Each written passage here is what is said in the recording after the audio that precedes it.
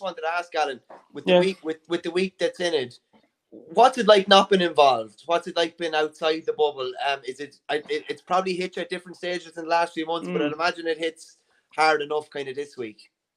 Yeah, look, you'll be lying. I think you'd be lying and saying everything is great. Oh yeah, this week is great. You know, it's challenging. You know, it's first time in 10, 11 years that I've been out of the system, shall we call it.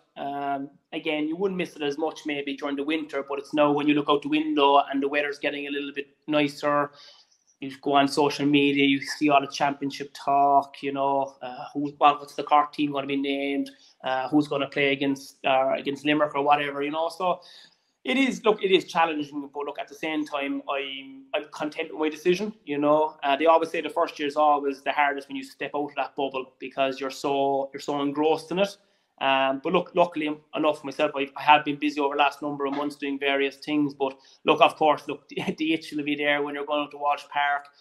Probably the biggest itch would be on a Saturday night against Limerick. You know, that's a nice game to play or to be involved in. Like, you know, Saturday night, 7 o'clock. If you can remember, what year was it when? It was 2019, maybe down in Parkview.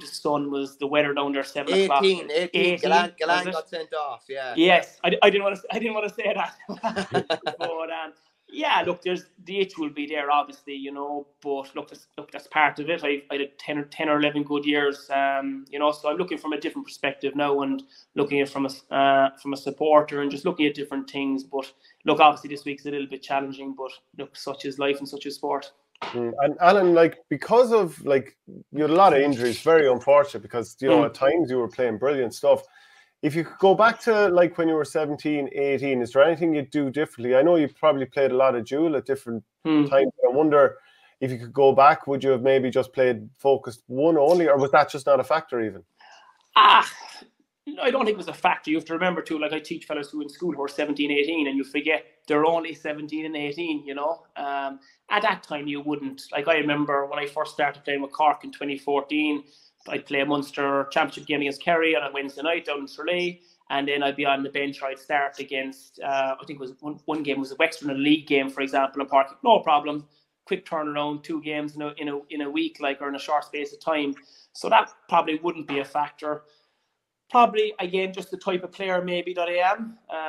Physio describes it. One good year was that I'm a fast twitch player. So I have fast twitch muscle fibers basically. So I'm all about explosive, you know, compared to someone in the half-forward line who maybe goes at 70, 80%, can go up and down like a footballer, let's say, whereas about going fast 20, 25-yard sprints.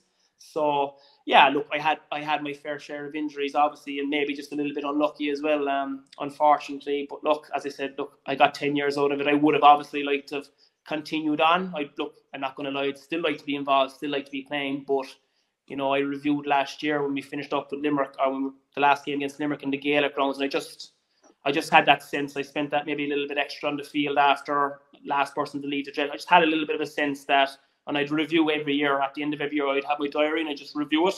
And I just felt probably the right time was to step away last year. Well, I tell you something, Alan. Me and Shano and a lot of people have never had to worry about too much about the fast twitch muscle fibers. So it's both a blessing and a curse, I suppose.